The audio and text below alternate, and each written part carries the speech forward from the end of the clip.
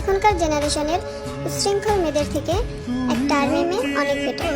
কেন বলছি শুনুন।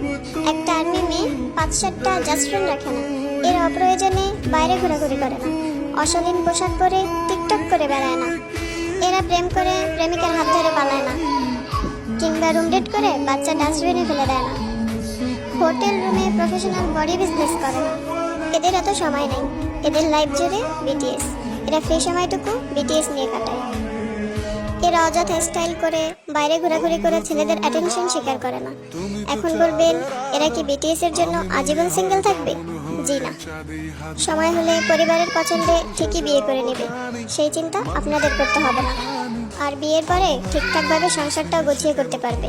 সো প্লিজ, কাউকে ভালো না বাসতে পারলে অন্তত ঘৃণা বা অযৌক্তিক কথা বলবেন না। तेरा मेरा रिश्ता है कैसा, एक पल दूर गवा